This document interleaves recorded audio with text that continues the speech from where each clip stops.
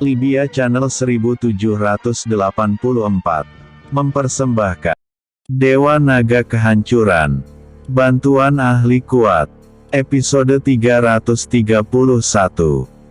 Bintang Tianyu, Kota Zuwei.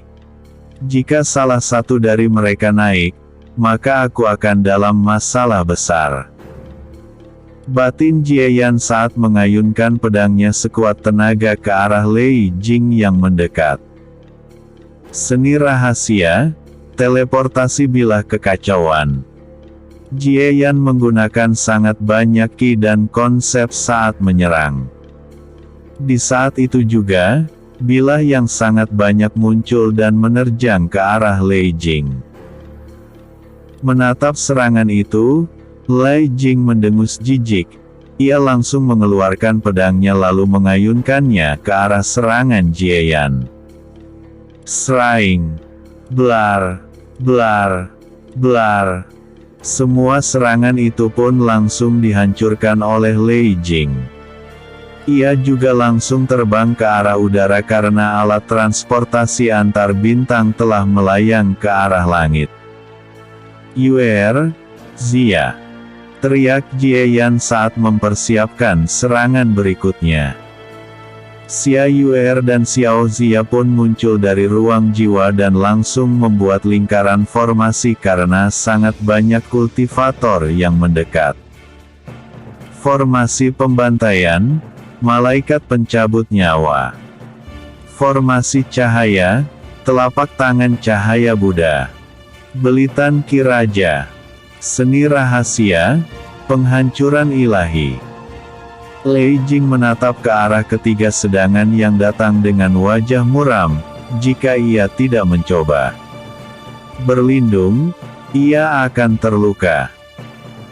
Jika ia menggunakan teknik pertahanan, ia mungkin tidak bisa mengejar alat transportasi antar bintang yang sebentar lagi menggunakan kecepatan cahaya untuk bergerak di kekosongan. Karena lebih menghargai hidupnya, Lei Jing langsung membuat teknik pertahanan yang membuat pemimpin organisasi Gerhana Matahari yang telah mendekat sangat tidak puas. Bahkan semua anggota organisasi Gerhana Matahari yang telah mendekat langsung membuat teknik pertahanan untuk melindungi tubuh mereka dari tiga serangan tersebut. Duar. Duar. Duar. Ledakan besar terjadi, Jieyan menatap semua itu dengan mata menyipit. Sebentar lagi alat transportasi antar biruang akan diselimuti oleh kekuatan tertentu yang melindungi benda ini di celah ruang. Mereka tidak akan bisa menangkap kita lagi. Ucap Xiao Zia sambil menghela nafas. Namun, sebelum Jieyan dapat berbahagia, suara seseorang yang terdengar kuno menggelegar di udara. Kalian tidak akan lolos dari tanganku. Dari arah ledakan ki dan konsep, sebuah tangan raksasa terulur. Tangan tersebut berwarna hijau bercampur hitam, diselimuti oleh aura berwarna hijau. Tekanan yang terpancar membuat Jieyan berkeringat dingin karena ia tahu bahwa pemilik tangan itu adalah seseorang dengan tingkat kultivasi Kaisar Abadi.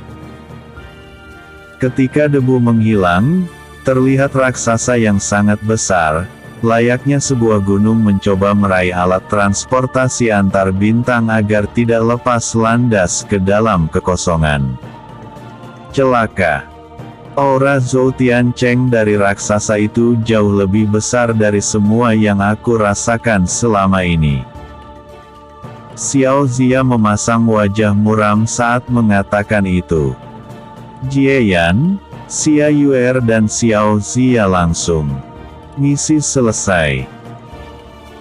Bahkan untuk semua petugas alat transportasi antar bintang yang melihat kejadian itu memasang wajah jelek. Mereka tidak percaya bahwa akan ada seseorang yang berani menantang kekuatan di belakang mereka yang mengelola semua alat transportasi antar bintang di wilayah barat alam abadi. Kaisar Api. Suara serak kuno tiba-tiba terdengar di seluruh kota Zuwei. Wush! Bola api raksasa layaknya sebuah matahari pun muncul tepat di dekat sosok raksasa yang tidak lain adalah wujud pemimpin organisasi gerhana matahari yang telah berubah. Duar. Ledakan besar seperti sebuah bintang yang meledak langsung menyapu semua yang ada di sana. Setengah dari kota Zuwei menerima dampaknya. Untuk pemimpin organisasi gerhana matahari, wajahnya pucat karena api itu bisa membakarnya menjadi debu dalam sekejap. Langsung membuat pertahanan untuk dirinya sendiri dan mengecilkan tubuhnya. Jika ia terlambat sedikit saja, ia pasti akan tewas. Untuk alat transportasi antar bintang, itu langsung terhempas ke arah langit secara langsung. Beberapa bagian alat transportasi hampir saja meleleh karena panas luar biasa walaupun hanya terkena auranya saja. Kekuatan ini, Xiao Zia yang membuat formasi menghalang cubu panas, sangat terkejut. Ia tahu apa level kekuatan tersebut walaupun tampaknya telah ditekan ke level yang lebih tinggi dari kekuatan kultivator Kaisar Abadi. Level yang ia rasakan ada level puncak dari kultivator di alam abadi. Jika saja ia tidak pernah mencapai tingkat seperti itu, ia hanya akan mengira bahwa kekuatan itu hanya sedikit lebih kuat dari kultivator di atas Kaisar Abadi. Para petugas alat transportasi antar bintang langsung mengaktifkan pelindung lalu mengendalikan alat transportasi antar bintang dan melesat layaknya sebuah cahaya menembus ruang itu sendiri. Zep! Alat transportasi antar bintang yang dinaiki oleh Jie Yan pun langsung menghilang dari bintang Tianyu, meninggalkan kota Zuwei yang saat ini telah hancur dari setengah. Tempat itu menjadi lautan magma ketika api menghilang. Di pinggiran kota Zuwei, 3 sosok melayang di udara menatap kejadian tersebut. Ketiganya adalah sosok yang pernah ditemui oleh Jie Yan. Tuan tua, kondisimu. Salah satu pemuda menatap ke arah pria tua yang tidak lain adalah Yan di tampak pucat. Tuan tua, kenapa Anda menggunakan kekuatan secara berlebihan? Apakah sangat penting bagi Anda membantunya? Pemuda lainnya juga buru-buru menopang tubuh Yandi dan berbicara dengan nada khawatir. Yandi yang tampak pucat, menyeka darah dari sudut bibir. Bahkan menggunakan 1% dari kekuatanku tampaknya memberikan beban besar bagi tubuhku. Yandi tersenyum pahit karena ia tidak bisa melawan usia. Tuan tua, kenapa Anda membantunya? Tanya salah satu pemuda tersebut dengan sedih.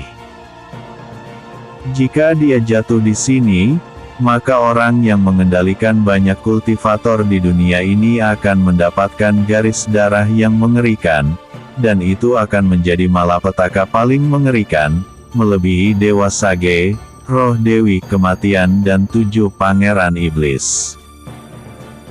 Cucuku, keluarkan alat transportasi antar bintang, kita akan pergi dari dunia ini sebelum dia melacakku. Ucap Yandi dengan nada lemah. Salah satu pemuda itu pun langsung mengeluarkan alat transportasi antar bintang seukuran rumah sederhana dan mereka langsung masuk ke dalam lalu alat transportasi antar bintang itu pun langsung menembus ruang meninggalkan bintang Tianyu. Di tempat serangan sebelumnya, hanya 2 sosok yang tampak tersisa. Keduanya terluka sangat parah. Tentu keduanya adalah pemimpin organisasi Gerhana Matahari dan Lei Jing. Aku hampir saja mati. Lei Jing memuntahkan uap panas saat berkata dengan ketakutan. Pemimpin organisasi gerhana matahari yang sudah kembali ke wujud aslinya juga ketakutan. Ia tahu betapa mengerikannya serangan sebelumnya. Jika ia terlambat sedetik saja, ia akan berubah menjadi debu. Makam pedang kematian. Di ruang yang tersegel, Zhou Tiancheng membuka matanya. La tentu menyaksikan semua kejadian tersebut. Matanya sedikit menyusut saat ini. Kaisar zaman kuno, Kaisar Api Yandi. Aku tidak menyangka bahwa dia masih hidup sampai saat ini. Aura itu tidak salah lagi adalah miliknya. Tampaknya aku harus mempercepat kebangkitan karena jika Yandi membocorkan tentang hal ini ke bintang besar lainnya, maka aku akan dalam bahaya. Aku harus secepatnya memasuki alam surga agar siapapun yang datang di kemudian hari ke bintang Tianyu tidak akan bisa menemukanku. Batin Zhou Tiancheng dan berniat mempercepat rencana. Dan itulah saat-saat pertumpahan darah terbesar di bintang Tianyu terjadi. Bersambung. Episode berikutnya 332. Berjudul, Memahami Konsep Ruang. Bintang Brahma. Apa tujuannya pergi ke dunia itu? Itu adalah salah satu dunia terkuat di alam abadi. Dengan kekuatannya, dia tidak akan bertahan lama di sana. Batin Zhou Tiancheng saat memikirkan tujuan dari Jieyan. Kalian berdua, bawa pasukan dan buru bocah itu. Informasi tentangku tidak bisa tersebar. Gumam Zhou Tiancheng lalu menutup matanya kembali. Kota Zuwei. Pemimpin organisasi gerhana matahari dan Lei Jing tentu dapat mendengar Zhou Tiancheng memberi mereka berdua perintah. Walaupun keduanya saat ini terluka, keduanya tidak berdiam diri dan langsung mempersiapkan keberangkatan menuju bintang Brahma membawa pasukan untuk memburu Jieyan. Ruang hampa. Sialan. Beberapa petugas berteriak keras saat datang ke arah tempat pintu keluar alat transportasi antar bintang. Mereka melihat satu rekan mereka yang tewas dan memasang wajah gelap. Tatapan mereka tertuju pada Jieyan yang menggendong Xiao Xiao dengan tatapan dingin. Siapa kau? Kenapa kau membawa masalah ketika keberangkatan? Tanya salah satu petugas. Masalah. Kalian harus memperhatikan keselamatan penumpang. Aku ingin berpergian, kenapa kalian membiarkan musuh datang dan menyerang? Apakah ini pelayanan yang dilakukan oleh alat transportasi antar bintang? Jieyan mendengus jijik lalu perlahan berjalan ke arah dalam. Wajah semua petugas muram karena memang benar bahwa mereka harus menghalangi siapa saja yang ingin menghentikan penerbangan. Jika kejadian ini diketahui oleh atasan pusat, maka mereka akan mendapatkan masalah. Semuanya bubar. Suara lelaki tua terdengar di tempat tersebut yang membuat semua petugas langsung buru-buru pergi. Jieyan di sisi lain, menatap ke arah lelaki tua yang tiba-tiba muncul dengan mata menyipit. La tahu bahwa lelaki tua itu adalah kultivator kuat.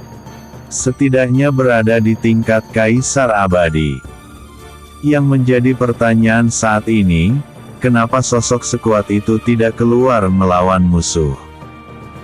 Jieyan, jangan mencari masalah. Sedari awal dia berada di dekatmu tetapi tidak turun tangan karena mungkin telah mendeteksi akan ada yang menyerang raksasa sebelumnya walaupun ia tidak terlalu yakin dia mampu menekan raksasa yang menjadi poin Zhou Tiancheng. Ketika suara Xiao Zia terdengar di benaknya, Jieyan hanya diam dan menatap ke arah pria tua yang muncul secara tiba-tiba.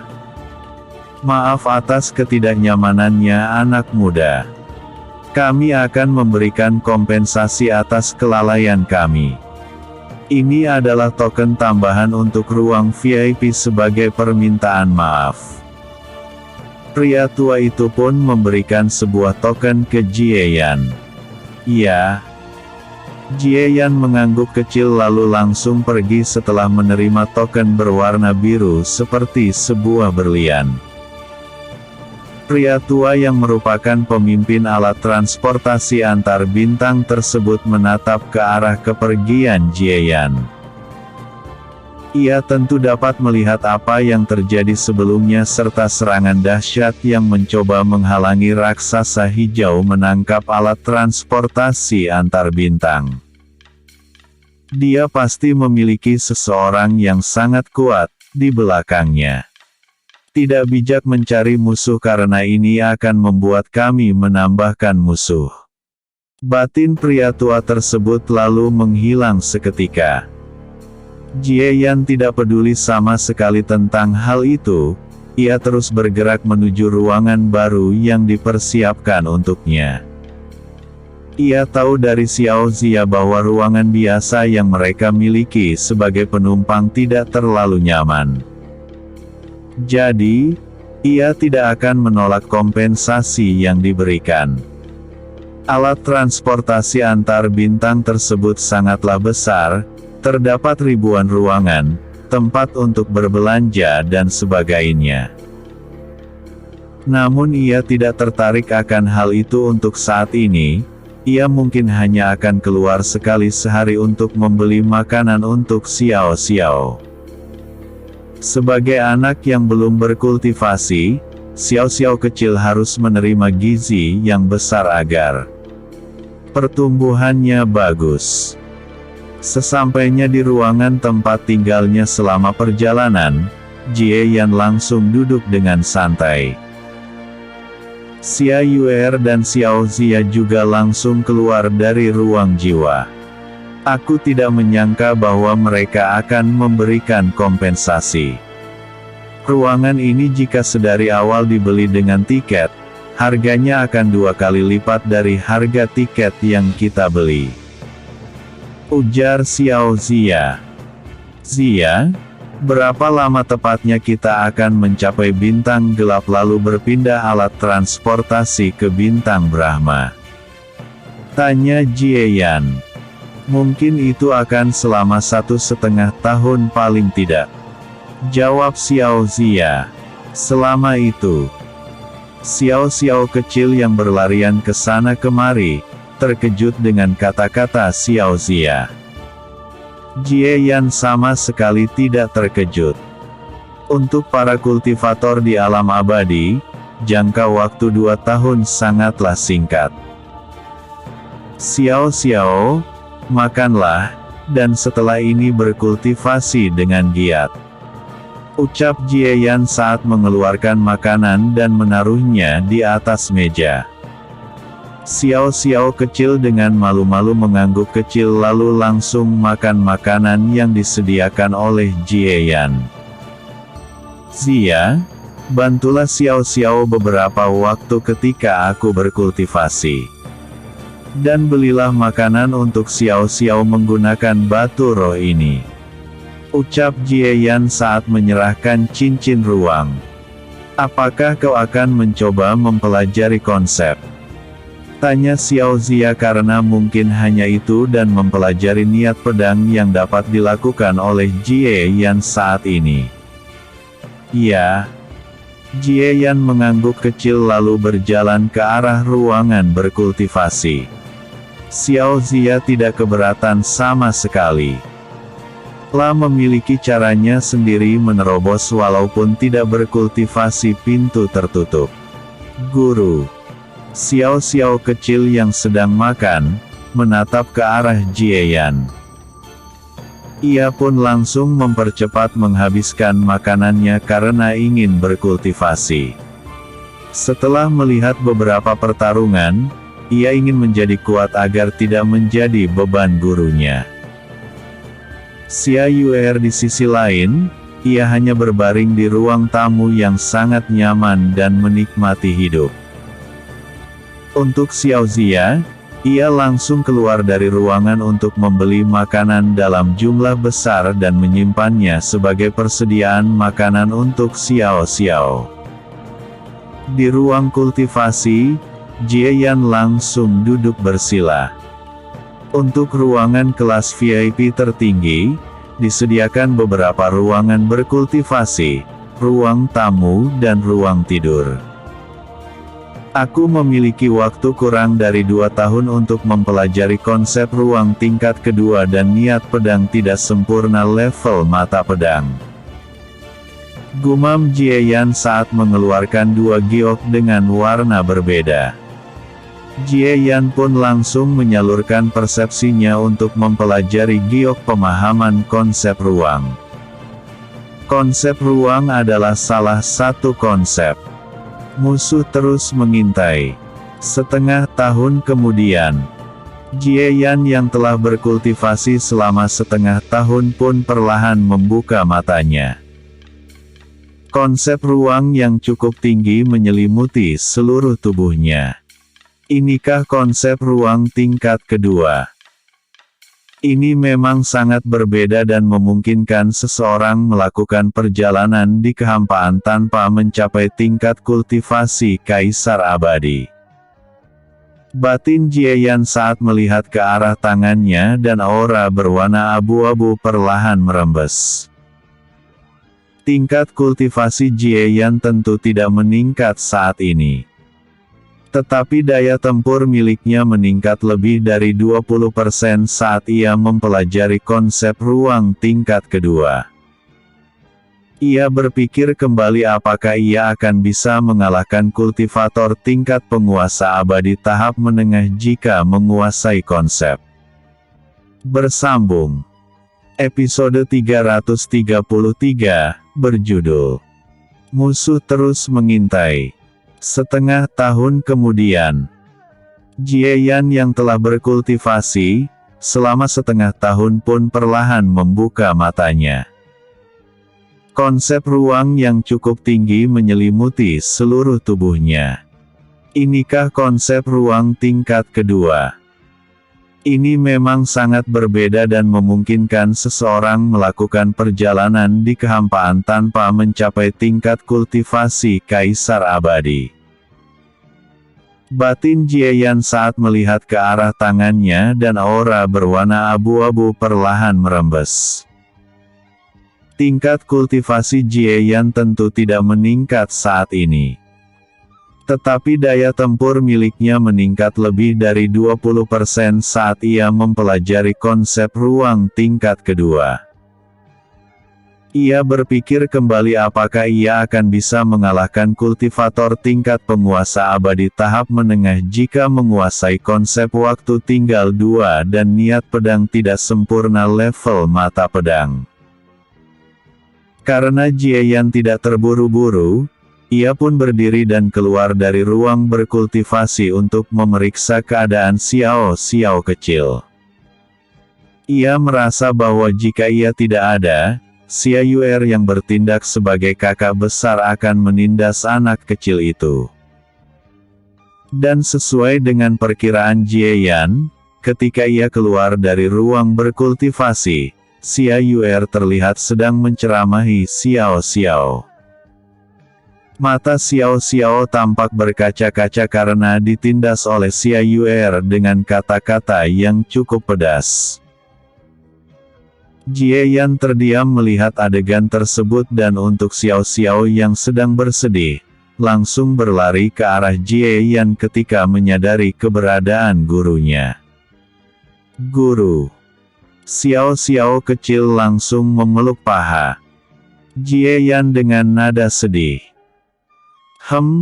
Hanya dengan kata-kata, kau langsung ingin menangis. Kau tidak akan bisa menjadi petarung hebat jika seperti itu. Apa yang kakak besar ini katakan kepadamu demi kebaikanmu? Xia Yuer terbang dengan cara arogan mendekat ke arah Jie Yan saat mengatakan hal itu. Mulut Jie Yan terbuka dan tertutup beberapa kali tetapi tidak mengeluarkan suara. Bola matanya berputar ke arah Xia Yuer dan menatap roh peri mungil tersebut dengan mata putih. Ia masih ingat dengan jelas pertama kali bertemu. Xia Yuer juga sangat cengeng sehingga membuat sakit kepala. Bagaimana selama setengah tahun ini? Apakah ada hasil? Tanya Xiao Zia yang sedang bersantai di kursi empuk. Ya, aku telah menguasai konsep ruang tingkat kedua. Aku hanya perlu mengembangkannya ke puncak. Jawab Jie Yan saat memeluk Xiao Xiao dan mencoba menghiburnya sedikit. Kalian berdua telah mencapai tingkat jiwa abadi tahap puncak. Tanya Jie Yan sedikit heran ketika melacak kultivasi Xia Yuer dan Xiao Zia. Tentu saja, tidak sampai setengah tahun lagi, aku pasti akan mencapai tingkat penguasa abadi tahap awal. Xia Yuer berkata sambil membusungkan dadanya dengan bangga. Kebetulan kau telah datang, jika tidak aku harus membangunkanmu dari kultivasi karena kita akan mencapai bintang gelap saat ini. Kita akan pindah ke alat transportasi antar bintang yang lebih canggih agar waktu mencapai ke bintang Brahma hanya 1 tahun lebih sedikit. Jika alat transportasi seperti ini, mungkin membutuhkan waktu lebih lena, ujar Xiao Zia. Jie Yan mengangguk kecil mendengarnya. Setelah itu, ia pun mulai melatih Xiao Xiao lagi. Dalam beberapa hari kemudian, alat transportasi antar bintang pun turun ke bintang gelap. Suara petugas alat transportasi antar bintang menggema di seluruh tempat. Jie Yan yang mendengar itu, membawa Xiao Xiao keluar dari ruangan. Di saat keluar bersama dengan banyak kultivator, yang memang berjuang pergi ke bintang gelap, Jie Yan menatap dunia tersebut dengan seksama. Langit memang tampak seperti di sore hari, dunia itu sedikit dingin. Tetapi Ki abadi yang berada di sana tidak kalah dengan bintang Tianyu yang menandakan bintang gelap juga merupakan alam abadi tingkat menengah. Tetapi Jie Yan tak peduli dengan hal itu dan langsung pergi ke alat transportasi antar bintang lainnya yang akan segera berangkat ke arah bintang Brahma. Jie Yan yang sedang berjalan, mengerutkan keningnya karena ia merasakan bahwa beberapa sosok kuat mencoba menguncinya. Apakah ada kultivator yang memburuku sampai di sini oleh perintah Zhou Tiancheng?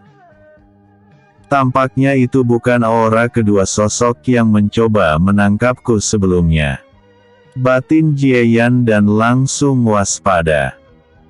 Tetapi apa yang membuat Jie Yan bingung? Mereka tidak bergerak untuk menangkapnya saat ini. Karena itu, ia langsung bergerak ke arah alat transportasi antar bintang lainnya. Ia merasa itu dikarenakan penjaga alat transportasi antar bintang yang akan segera dinaiki olehnya. Dilindungi ilmu seorang yang cukup kuat, lebih kuat dari pria tua yang berada di alat transportasi antar bintang sebelumnya. Di kegelapan, beberapa sosok yang memperhatikan Jie Yan langsung mencabut aura mereka yang mengunci Jie Yan dan beberapa dari mereka langsung naik ke alat transportasi antar bintang dan yang lainnya menaiki alat transportasi antar bintang kecil untuk pergi lebih dulu ke bintang Brahma. Jie Yan, tampaknya beberapa dari aura yang menguncimu juga ikut menaiki alat transportasi antar bintang. Ketika Xiao Zia mengatakan itu, wajah Jie Yan sedikit muram. Walaupun pertarungan tidak diizinkan di alat transportasi antar bintang, masih ada sesuatu yang disebut sebagai arena di dalam sana untuk menyelesaikan keluhan antara penumpang yang berselisih. Berapa banyak yang datang? Tanya Jiayan dalam benaknya. 3 kultivator tingkat penguasa abadi tahap menengah dan 1 kultivator tingkat penguasa abadi tahap akhir. Mendengar itu, Jiayan sedikit lega walaupun ia tahu bahwa keempat kultivator itu pasti akan mencari masalah dengannya dan menantangnya di arena untuk membunuhnya. Tetapi, apa yang dipikirkan oleh Jiayan saat ini adalah aura kuat lainnya yang menguncinya sebelumnya. Ia langsung tahu bahwa ketika ia mencapai bintang Brahma, mereka akan menyergapnya di sana. Berapa jumlah kultivator lainnya yang sebelumnya mengurciku Zia? Tanya Jiayan dalam benaknya. Ada 2 lainnya, dan mereka memiliki tingkat kultivasi Raja Abadi. Jiayan sedikit menyerit mendengar hal itu. Lalu ia juga membayangkan tentang raksasa berwarna hijau dan pria yang bernama Lei Jing juga memburunya sebelumnya. Ia yakin bahwa ketika mencapai bintang Brahma, kemungkinan ia akan bertemu dengan mereka di sana. Tetapi Jiayan tidak punya pilihan lain saat ini.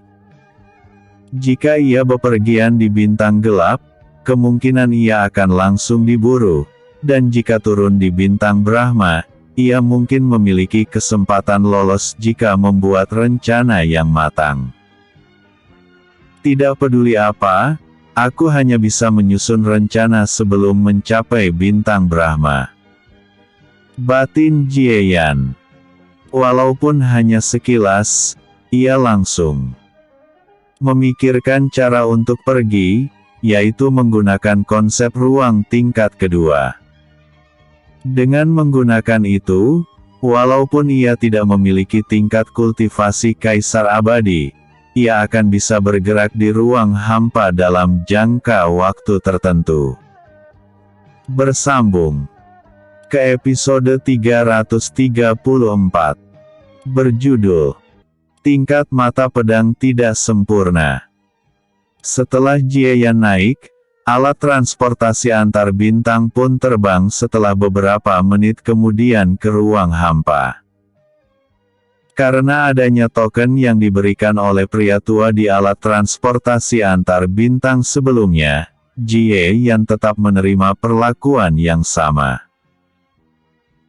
Ini juga membuat 4 kultivator yang mengikuti ke dalam alat transportasi antar bintang sedikit resah karena mereka tidak akan bisa datang ke tempat seperti itu jika tidak adanya token VIP khusus.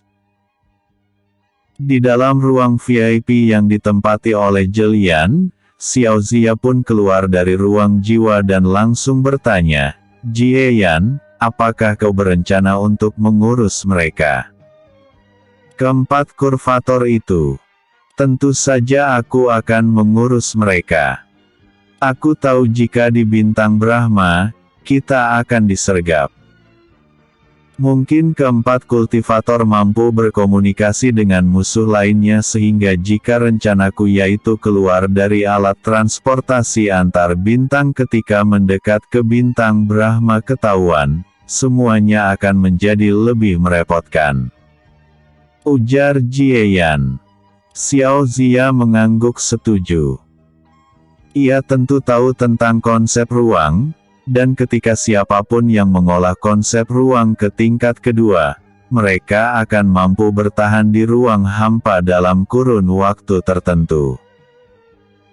Ketika waktunya, aku akan membantumu menggunakan formasi agar waktu untukmu bertahan di ruang hampa bersama dengan Xiao Xiao lebih lama.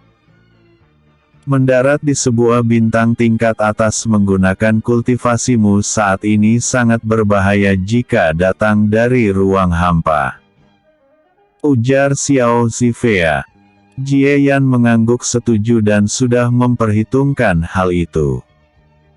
Zia, Yuer, Xiao Xiao, aku akan kembali berkultivasi agar mampu melawan keempat kultivator yang ikut ke dalam alat transportasi antar bintang. Kalian berdua juga sebaiknya menembus tingkat penguasa abadi agar kesempatan kita menghabisi keempatnya lebih tinggi. Ucap Jie Yan. Serahkan kepadaku. Ketika aku mencapai tingkat penguasa abadi tahap awal, aku akan menghabisi mereka secepat mungkin.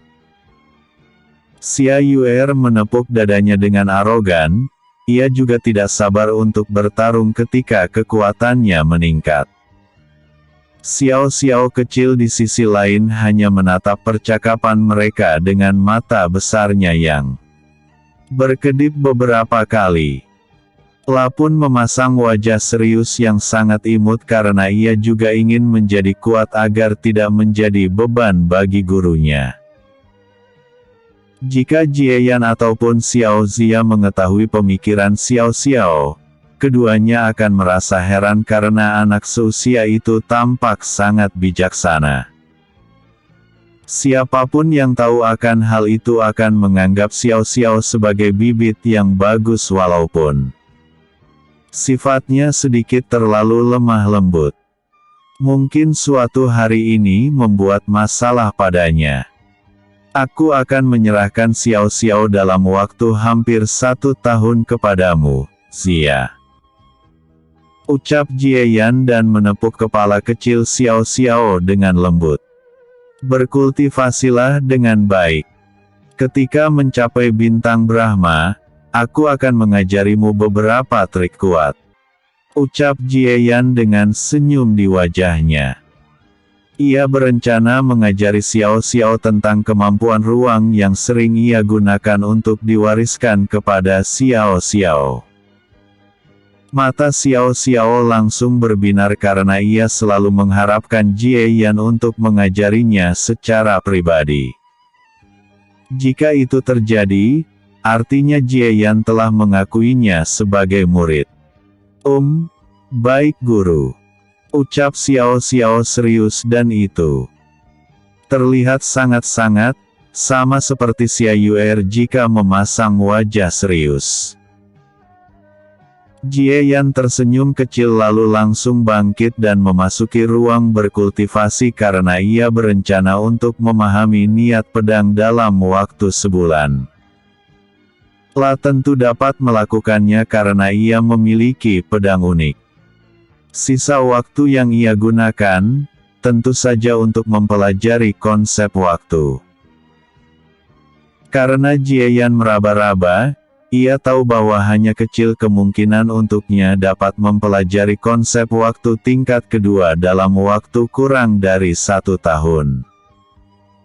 Sesampainya di ruang berkultivasi, Jie Yan mengeluarkan giok pemahaman niat pedang yang ia dapat ketika memenangkan kompetisi. Setelah itu, Jie Yan mengeluarkan pedangnya dan tidak langsung menusuk secara sembarangan. Ia ingin melihat apakah efek yang diterima akan sama seperti terakhir kali. Semoga pedang ini mampu melakukannya. Batin Jie Yan saat menaruh ujung pedang ke giok pemahaman niat pedang. Ketika itu sedikit ditusuk, aura samar merembes perlahan. Jie Yan memerhatikan hal itu menggunakan mata dewa dengan seksama.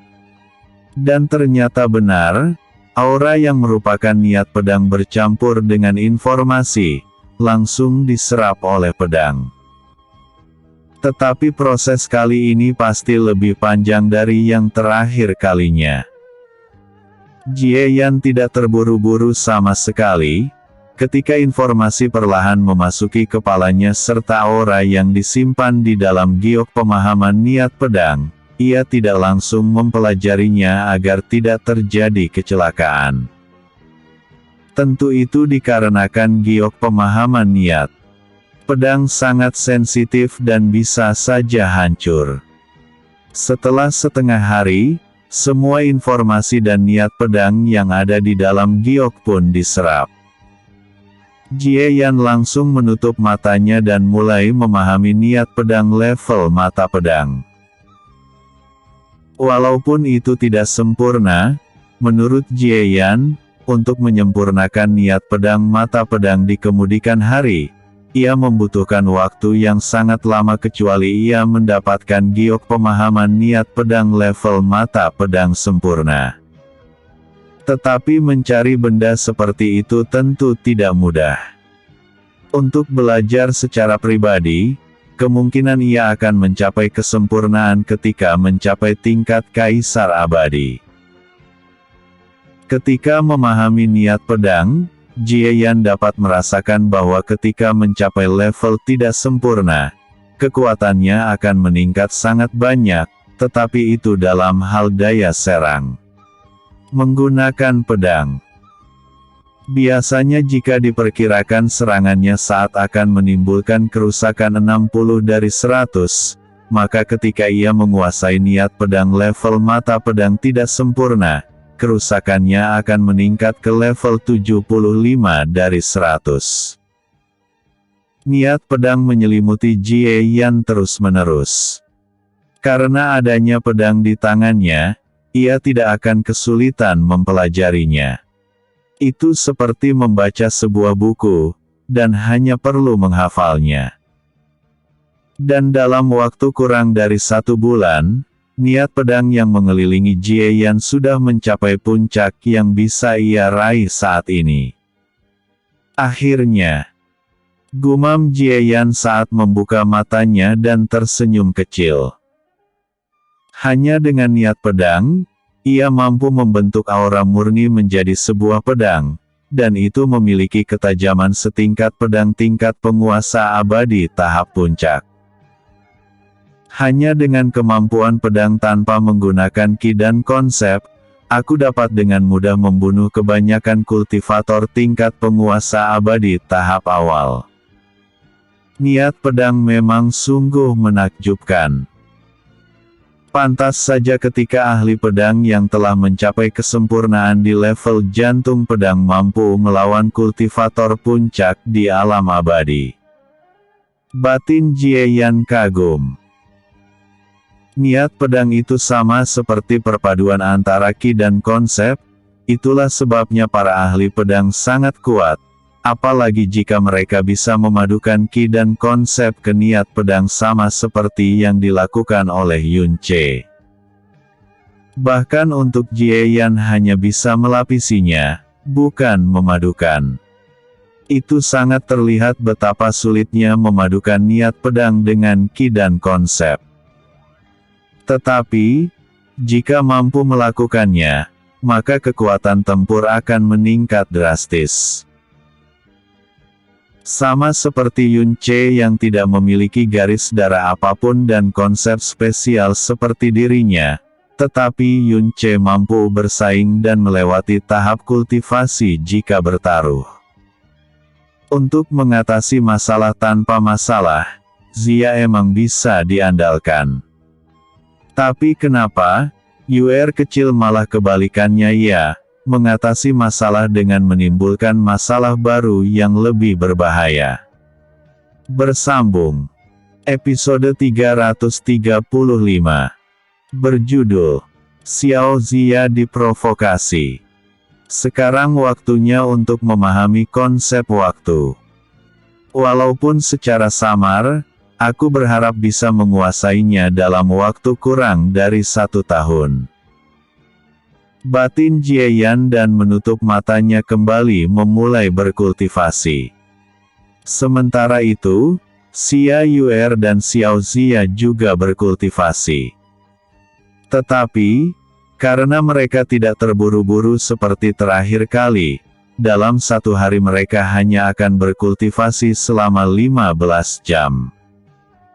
Untuk Xiao Zia, sisa waktunya yang lain ia menggunakannya untuk merawat Xiao Xiao. Tentu saja ia akan melakukannya, selain dari Xiao Xiao telah menjadi murid Jie Yan, gadis kecil pasti akan menjadi sesuatu yang sangat luar biasa suatu hari nanti. Karena kecepatan kultivasi Xiao Xiao, tidak akan lama bagi gadis kecil untuk membantu Jie Yan dalam pertarungan. Waktu terus berlalu, di sisi lain di kabin alat transportasi antar bintang. Keempat kultivator yang ikut ke dalam alat transportasi antar bintang untuk memprovokasi Jie Yan, memasang wajah muram karena mereka tidak menemukan keberadaan Jie Yan dari waktu ke waktu. Tentu mereka sangat marah karena Jie Yan ternyata tinggal di ruang VIP khusus sehingga mendekat ke tempat itu pun mereka tidak akan bisa. Di waktu tertentu, 3 kultivator tingkat penguasa abadi tahap menengah sedang berdiskusi untuk mencari cara agar Jie Yan bisa keluar dari ruangan tersebut. Sudah lebih dari setengah tahun semenjak mereka menaiki alat transportasi antar bintang dan mereka sudah tidak sabar lagi. Apa yang harus kita lakukan? Tidak mungkin menerobos ke kabin VIP. Kultivator pertama berkata dengan nada muram. Kita telah mengetahui di mana dia berada, tetapi mendekat ke ruangan itu pun kita tidak bisa. Kultivator kedua melanjutkan. Sementara kultivator ketiga hanya diam tanpa berbicara karena ia masih berpikir rencana apa yang harus dilakukan. Ketika ketiganya sedang berdiskusi, satu kultivator tingkat penguasa abadi tahap akhir pun memasuki ruangan. Seseorang kali ini terlihat keluar dari ruangan bocah itu. Kemungkinan dia adalah roh kontrak bocah yang menjadi target kita. Ucap kultivator tersebut. Ketiganya saling memandang dan langsung memasang wajah serius. Ayo kita gunakan dia agar bocah itu keluar dari sarangnya. Ucap kultivator pertama. Mereka semua pun sepakat dan langsung bergerak ke arah banyak tempat. Setelah mengetahui wajah dari Xiao Zia, mereka tidak akan kesulitan mencari keberadaan Xiao Zia. Dan Xiao Zia yang kebetulan sedang keluar untuk membeli makanan untuk Xiao Xiao, tidak tahu bahwa ia telah diincar.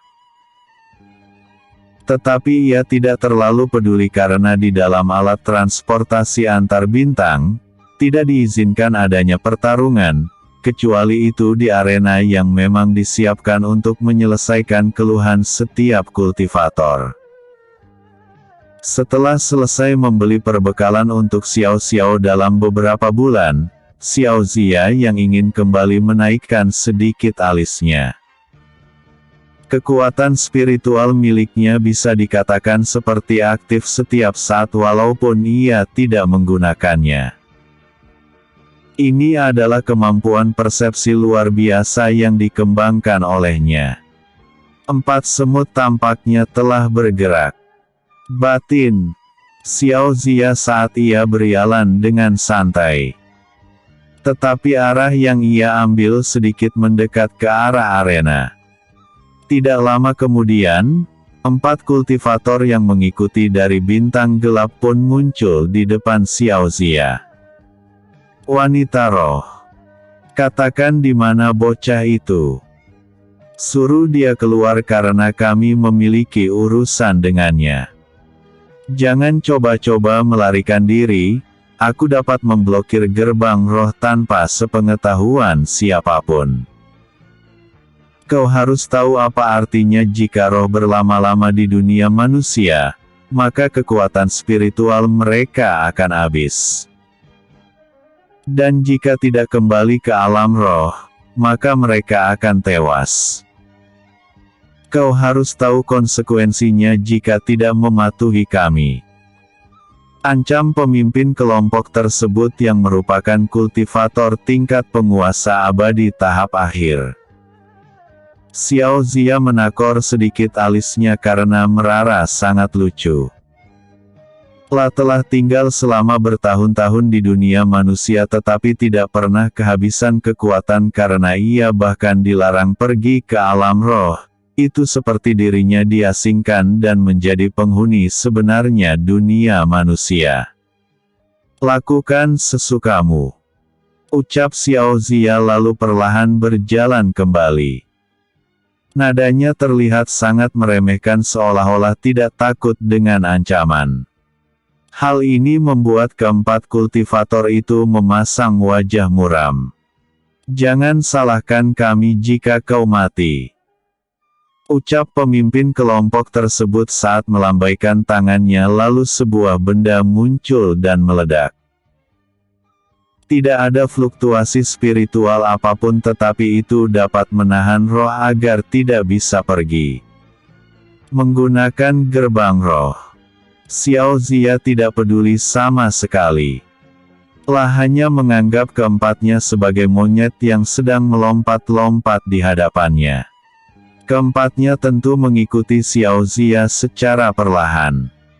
Mereka hanya mencemooh dan menunggu Xiao Zia memohon untuk dilepaskan. Karena terlalu tidak suka diikuti, Xiao Zia pun berbalik lalu menatap keempatnya dengan tatapan sedikit dingin. Aku akan memberi kalian kesempatan. Tetapi, itu pun jika salah satu dari kalian berhasil mengalahkanku. Tentu saja, dia hanya satu tahap lebih tinggi dari kultivasiku, ucap Xiao Zia karena ia ingin bermain sedikit. Apa kau pikir kami bodoh? Jika kau meminta menghilangkan efek pencegahan membuka gerbang roh, maka itu tidak mungkin sama sekali, ucap pemimpin kelompok tersebut dengan nada dingin. Aku ingin bertaruh dengan kalian. Tentu saja kalian dapat menawarkan banyak hal jika aku menang. Jika aku kalah, maka aku akan memanggil target kalian ke arena. Bukankah ini bisnis yang bagus? Lagi pula, aku berharap kalian memiliki sumber daya yang cocok untuk roh, ucap Xiao Zia. Keempatnya saling memandang karena merasa bahwa tampaknya Xiao Zia tidak menyukai seseorang yang mengontraknya. Dan juga, pertaruhan yang dibuat oleh Xiao Zia tentu menguntungkan mereka karena mereka tahu bahwa Xiao Zia saat ini hanyalah tingkat penguasa abadi tahap awal.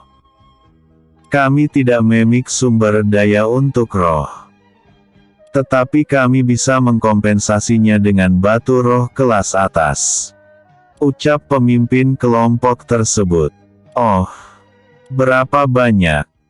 Jika kalian hanya memiliki sedikit batu roh kelas atas, maka aku tidak akan tertarik, ucap Xiao Zia acuh tak acuh. Jangan sombong roh rendahan. Jika saja di tempat ini diizinkan bertarung, aku sudah menghabisimu saat ini. Apa menurutmu kau memiliki hak bernegosiasi dengan kami? Tanya pemimpin kelompok tersebut dingin.